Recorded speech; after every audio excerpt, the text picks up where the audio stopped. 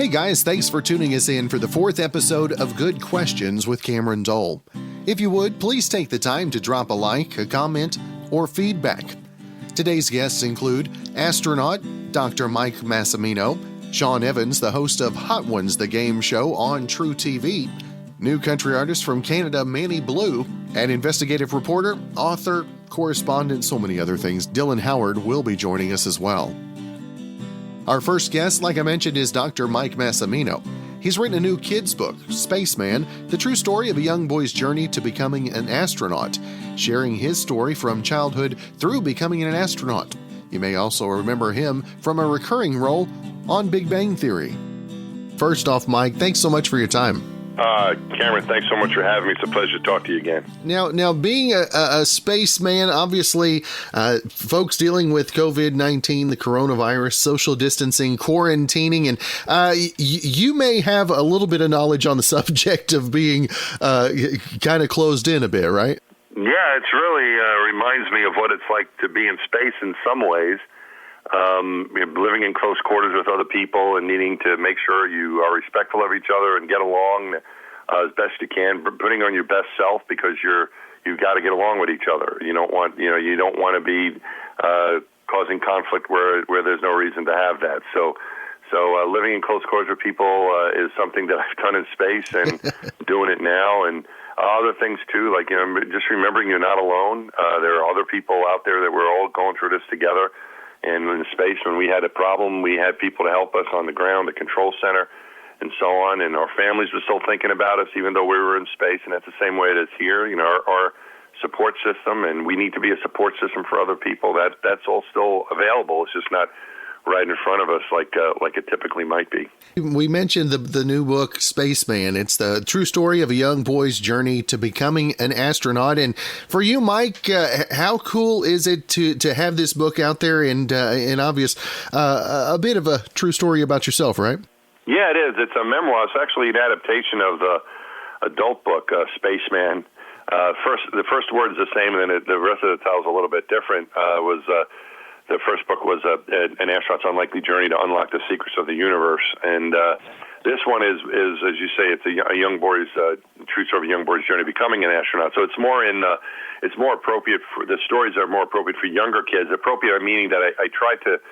The first book was a New York Times bestseller, did really well, and there was nothing bad in it that wouldn't be appropriate for young kids. So a lot of young kids read the first book. And a lot of their parents read it and teachers, and I got some very nice notes back. And I thought that with all that reception that I had, I really wasn't targeting young people for it. It was more a generic sort of adult book for people of all ages. And I thought, well, maybe if we can really target this and bring in some new stories that weren't in the first book, rewrite what is there that I think would resonate with the young folks.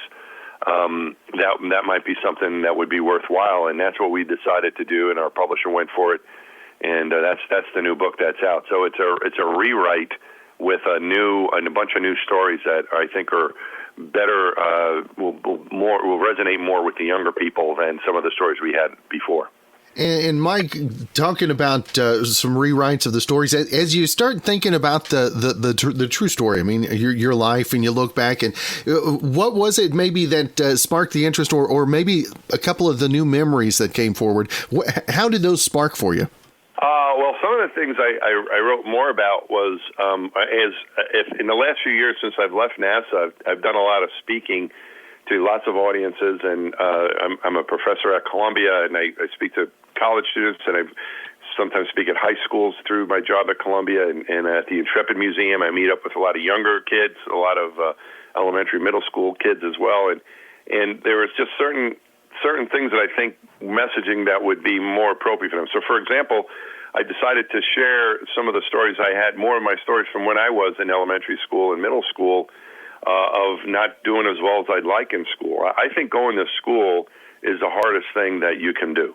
And it's hard, and sometimes you don't do as well as you'd like, and it's not because you're stupid. It's because it's hard. It's hard to learn stuff. Learning anything is not easy, and that's always been a struggle for me. And I had to work hard at it, and I didn't always do as well as I'd like. But what I found was if I just stuck to it and if I got help, I think that's what a lot of times we think, as a young person, I think something, what am I going to do? I didn't do well on this test. What am I going to do? Go speak to your teacher. Try to find some help. Get someone to help you. And then it's just sometimes looking at it in a different way and not giving up, and maybe adjusting your study habits or concentrating on it a little bit more than maybe some other things. So I think that those are the types of things that I like to share. There's one in particular where I met after I became an astronaut, I went back to my elementary school, and my fourth grade teacher was still teaching at the school. And they arranged it so we would have lunch together during this visit when I was visiting different classrooms. And she came up to me and she said she told her kids at breakfast that she was going to have lunch with a former student who had become an astronaut, and that her kids said, "Wow, Mom, he must have been really smart." And then she said she thought for a moment, and she said, "Well, I'm sure he was bright, but if he was really smart, I would have remembered." So then she went on to say, "But that's not always what's most important." And the truth is, I never was the smartest kid in the class ever, whether it was at a Columbia, MIT, or in Mrs. Oko's fourth grade class. I was not the best student in there. I always tried hard, did my best, got help when I needed it, helped other people when I could, and I think that that's more important. And those are just those are the types of stories. There's more of them like that, because these different stages that I went through from elementary school, junior high, and high school, and into college and graduate school. You keep meeting more and more challenges. You keep getting knocked down and need to get up again. And Mike, you talked about several of the different things you've had the opportunity to do, and I think is the top on the bucket list moments that you checked off, was that being the first to send a tweet from space? I mean, was that the pinnacle? No, that was just one of those things that happened. A lot of times you just need to say okay to things and not be resistive. And I wish I could. Sometimes I resist things, but sometimes I don't. And this one thing was NASA asked me to do it, and there was just the timing of it. They thought I'd be the right guy, and I was like, okay, sure. First guy to tweet from space. Take that, me and Neil Armstrong.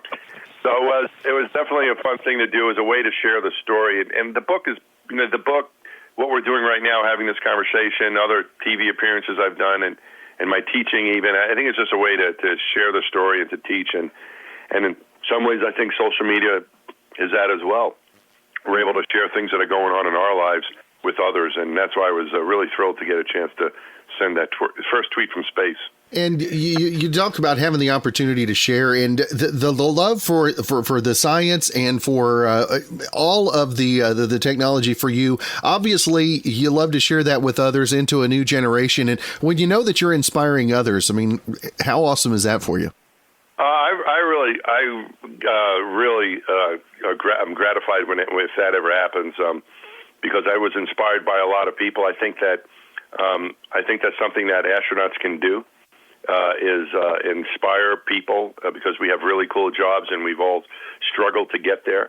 And that's one of the reasons I was hoping to become an astronaut, is that maybe I could inspire someone someday. I was inspired by a moonwalker, a guy by the name of Charlie Duke, one of the 12 people that walked on the moon. I was a grad student coming off a tough semester at MIT, and I met him one summer. I was working down at the Marshall Space Flight Center, and I told him, he asked me what I was doing, and I said I was a student at MIT, and he told me how tough it was for him and how he almost didn't get out of there, but he did. And I thought, well, man, if you struggled there and walked on the moon, maybe I'm not doing that bad. If it was tough for you, maybe it's not crazy that it's tough for me. And that's what I think sometimes we can hopefully do, is you never know, a little piece of advice or writing something or a conversation here or there maybe can make a difference in someone's life, as it's happened to me many times. Well, that's awesome. And again, the new book, Spaceman, the true story of a young boy's journey to becoming an astronaut. And Mike, always great to visit with you, and always want to make sure and let folks know where they can find out more about the book and also all the other things you've got going on as well. Yeah, lots happening, and I really appreciate your interest and kindness in having me and spreading that word around. And stay healthy, everybody. All right. Well, Mike, always good to visit with you. Have a great rest of your weekend, sir. Thank you. Find out about all of his social media and other information online at MikeMassimino.com. Next up, I had the chance to visit with the host of Hot Ones, the game show, which airs Tuesday nights on TruTV. We'll talk with Sean about the show, his YouTube series, and more. Sean, always good to visit with you, brother. Yep, thanks so much for having me. Good chatting with you always. Now, Sean, tell the folks a little bit. I mean, we've talked about the game show before. If they haven't checked it out, if they've been under a rock, haven't turned a TV on, I think is about the only way that they haven't seen anything about the show. But if anybody fits into that category, let them know a little bit about the new show. Sure. Well, it's like, sort of a classic game show in the same way the web series is kind of a classic interview show. But the twist in it all is scorching hot chicken wings. So basically, it's two teams of two competing against each other for a chance at $25,000 and two icy cold milkshakes at the end of the road. And they do rounds of trivia all the while eating scorching hot chicken wings that attack the senses. But if they're still standing at the end of it, and if they nail that final round in the ring of fire, $25,000 cash, which is good work if you can get it.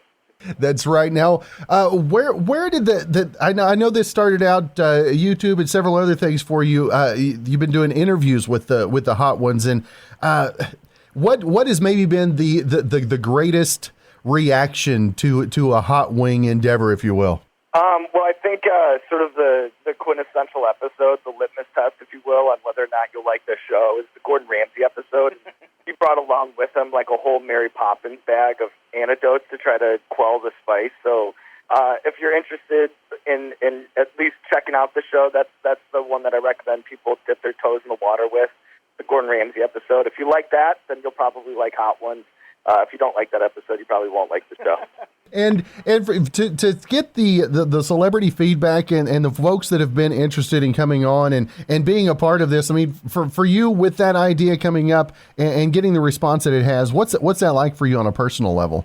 Well, it's been really interesting. I mean, at first, like, we didn't have high aspirations for the show. You know, we thought we'd be like a funny sort of circus act on the internet, but we had such a passionate cult following of fans that really pushed us to make the show more than just a spicy chicken wing challenge, and really pushed us to create thoughtful, career-spanning interviews. And I think that it was through making the interview the primary character in the show, and then the hot wings as sort of a background character, is really what's given it its longevity now, like 5 years, 12 seasons, and some of the crazy names that we've had on the show. So it's been, sort of a slow snowball effect over that time, and it seems to have just grown a little bit week over week. So it's been very gradual, which I'm grateful for. But when you look back on the journey, you're like, wow, like we really swam a long way. And you talked about the seasons going on of hot ones, and I know the season finale's coming up as well. And is it bittersweet as you see a season ending, or does it just kind of inspire you to what's to come in the upcoming season? Well, I'm a person that kind of just likes to make a thing and then put it out in the world, and then kind of whatever happens to that thing happens to that thing. But then I just sort of focus my energy on making the next thing. So that's kind of how I am with finales and stuff. We've done 12 season finales with the web series, and now we have one coming up with the TV show, and it's kind of fun to, crack a beer with the people who helped you make it and celebrate what happened, and then just focus on making the next thing. Now, what kind of inspiration do you get for the next big thing? I mean, what kind of things inspire you on a daily basis? Well, I think what's been fun about the show is we're so immersive with the research. So the thing that keeps it fresh and interesting and always different for me is walking a mile in someone else's shoes. And if they're an actor, watching all their movies, or if they're a singer, listening to all their music, or if they're a writer, reading their books, like that sort of thing always keeps me interested and puts me in worlds that I otherwise would have never been in. And that's to me the most fun part of the whole thing is not so much like, the final episode or whatever, but the process to make it. And that's what keeps me inspired. And the tracking of the episodes since the pandemic has hit, how do you feel about seeing the numbers going up and the folks delving into something to maybe take their minds off of their everyday doldrums? Well, that's the thing that I don't think like entertainers necessarily have like a noble cause necessarily, but in times like these, I guess anything that helps people escape sort of bleak reality or lets them bask at least in a moment in a sense of normalcy is a good thing for a lot of people, and that's what I'm hoping to do, because that's what shows did for me growing up, and that's what I'm hoping to do with my own. So that way, I'm grateful and really grateful to the fans who've been so positive with the feedback. I've always thought that the show was kind of something that people would watch during their lunch breaks on a Thursday or watching on Tuesday nights as they eat dinner or whatever. I always thought that it would be that kind of show, but maybe in times like these it's a little bit more than that. Or at least that's the feedback that I've gotten, and that to me is makes me feel better about what we do on a day-to-day basis. And of course, the Hot Ones, the game show, Tuesday nights on TruTV. And Sean, always want to make sure and let our listeners know where they can keep up with you social media-wise as well. Sure. Well, if you want to check out the interview show, that's on YouTube. Just type in Hot Ones, and you'll get a couple hundred episodes at this point. Tuesdays on TruTV, and then that'll be your chicken wing fix for sure. Well, Sean, always good to visit with my friend, and hope you have a great rest of your week. Thanks so much for having me. It was good chatting with you. Again, follow him on his socials at Sean C. Evans. Our next guest is new Canadian country artist I was introduced a couple weeks ago. Manny Blu and I sit down and visit about his latest music. Manny, thanks so much for taking the time to be on the show. Well, thanks for having me, man. Now, where did Manny Blu? Where did that whole thing start for you? When did you know that music was a driving force in your life? Well, I was focused on an MMA career before anything, and I had my first fight, tore my quad. Luckily, won the fight, but in the time of recovery, found a video of B.B. King playing The Thriller's Gone. Live version, and fell in love with what he was doing, fell in love with the blues, and wanted to do whatever it was that he was doing. I wanted to learn, so quickly fell in love with music and the blues, and got into country because my buddies were all guys playing hockey outside of our home province, and they'd come home every summer and want me to play whatever songs that they were listening to while we were just hanging out. So they said, you can play guitar and sing, why don't you play some of these country songs? So I kind of became a country artist on accident, but I love it ever since, and I wouldn't change anything. Now, the MMA background, how does that meld in with the musician lifestyle, if you will? Well, I think discipline is key in both, in just about everything. So I think, going for something so intense like MMA, and there's days you don't really feel like doing it, but you kind of have to figure it out, because otherwise you're going to take a lot of punches to the face. There's always those days where either you don't feel like practicing, you don't feel like rehearsing, or whatever it is, and I realize that it's not so bad, because the alternative could have been worse. That's right. Now, bringing a release out today, a new single. What's it like now in the times that we're living in? I mean, everybody's kind of sheltered, still keeping their distance. What's it like trying to get the new music out there? Well, we recorded this my EP back in October, and I've been wanting to put it out since February, and we kind of slowed it down a little bit. And I thought now would be a really good time. I think during this whole quarantine thing, I've been really diving deep into other types of music and other influences for the 30p. So I'm really happy to. I was really excited about this one, which is titled New Ink. Sonically, I went a different direction, and I really wanted to have more of that country rock in my music for this time around. And Having spent time during quarantine looking at different things, I'm ready for a 30p. So we thought it was time to put out the second one. So this is the second single, comes out today, called Old Money. It's the second single from my new EP, and I couldn't be happier. For you, has the time being separated, has that helped with inspiration for writing, or has it maybe put a writer's block up for you? No, it hasn't really. No, I'm really fortunate that I have some pretty good connections down in Nashville that I'm fortunate enough to get some songs sent to me. So haven't been spending a whole lot of time on writing, but definitely have been working on my craft as far as wanting to work on vocals and kind of get that up. So obviously when the 30p comes around, I'm always looking to improve, album from album. So when the next project comes around, I'm going to be ready, and it's going to be something different. Although this one is different from the first one. I think it really gave me time to see what I want to do moving forward.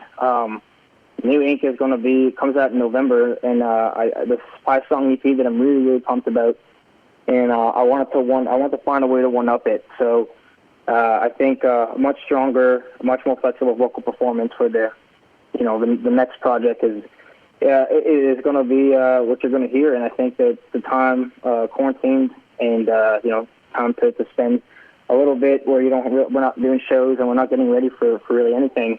It really gave me that time to work on my craft. So, I'm really pumped about this EP coming out. I'm really pumped of every song that we have on it, and I can't wait to, we recorded it back in Nashville in October, and been hanging on to it, so I can't wait for everyone to hear it. Now, I paid attention as you were talking about working on your craft a little bit, and for the layman, the listeners out there that don't understand what that means, when you talk about working on your craft, maybe instrumentation, what are some of the little tidbits that would take you from maybe where you're at a year ago to where you're at today in the daily practices, if you will? Yeah, I mean, for me, I'm much more of a vocalist than really a guitar player. So to me, it was really important to really make sure that, I take this time to be productive and become a much better singer, a much more flexible singer. And, I like big drums. I like loud guitars. And so definitely going to hear that on this EP we're going to be putting out in November. So it's really cool, and I just want to keep that up and make the vocals match and get stronger. There you go. And again, the new EP is out today, and the single again, Manny, I want to make sure and let folks know where they can keep up with not only the new music, but everything you've got going on social media wise as well. Yeah, well, the EP actually comes out in November. Today we have the single "Old Money." "Old Money's coming out today. And you can keep up with anything we got going on Instagram, Manny Blu, BLU music, or my website mannybluemusic.com, as well as Facebook and YouTube and Twitter. We've got all that stuff going. All right. Well, Manny, it's been great to visit with you. Looking forward to the EP in November. The new single is Old Town. You pick it up today, and Manny, hopefully we can catch up again real soon. Yes, I'd love to. Thank you so much. Find out more information online at mannybluemusic.com. And our final guest of this episode is Dylan Howard. Dylan is known for breaking some of the biggest stories in the past 2 decades. We're going to visit about his book, Epstein, Dead Men Tell No Tales. How timely some of the news is, especially during this campaign season. Dylan, always good to visit with you, my friend.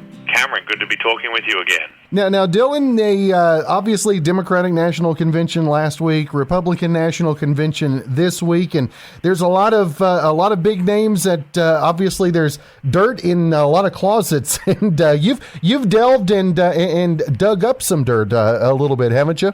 Well, yes. I mean, obviously the Jeffrey Epstein scandal is something that is swirling around both the DNC and the GOP. And it's interesting that it has not become a firebrand technique for either side. And I think this goes a long way to explain the nefarious links between Epstein, Maxwell, and both sides of the political aisle. This was not a scandal of sex trafficking that implicated just one ideological line. Over 4 decades, these two were able to operate in the United States seemingly with impunity during both GOP and DNC-run White Houses, which is perhaps why neither side has chosen to weaponize this as a campaign issue. And of course, one thing that we know is that Bill Clinton and the current president have also sought to minimize their involvement with Jeffrey Epstein, even though their connections are quite close. And I'll give you an idea of just how close the connections are were between Jeffrey Epstein, Ghislaine Maxwell, and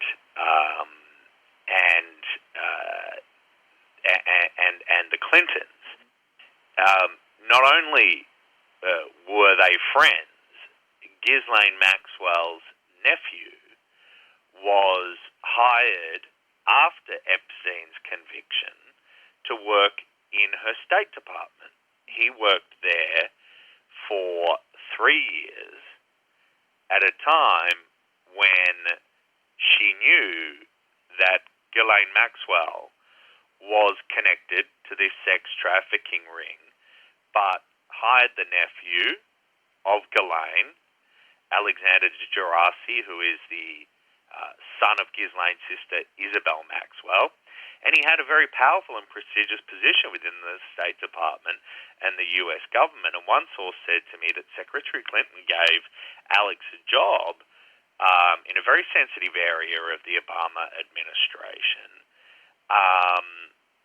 and he was fresh out of college and put in charge of the State Department's Bureau of Near Eastern Affairs, covering the Middle East, which in itself was an interesting move because Jeffrey Epstein was doing a lot of his spying for countries in the Middle East, like Saudi Arabia.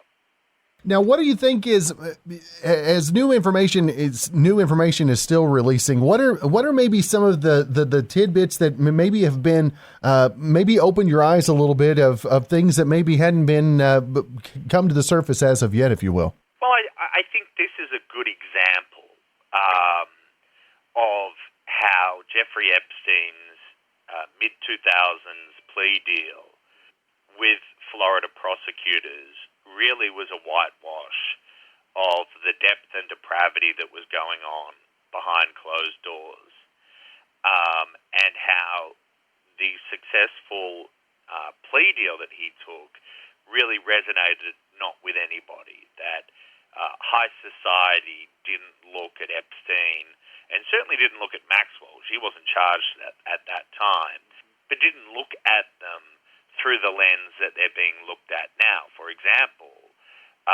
the nephew of Ghislaine Maxwell, whether or not he was suitably qualified, and I'm sure the poor guy is suitably qualified, it's just not a good look in retrospect for Secretary Clinton to have given this nephew a job.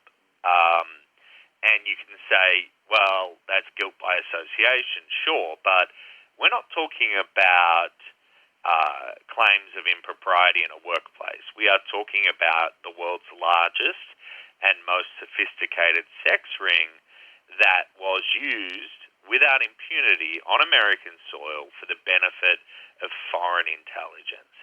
And I think that is constantly overlooked in this horrible scenario. Let's not forget there are victims here. Those victims are the young women, hundreds of them, whose lives were destroyed or taken from them as a result of Jeffrey Epstein and Ghislaine Maxwell.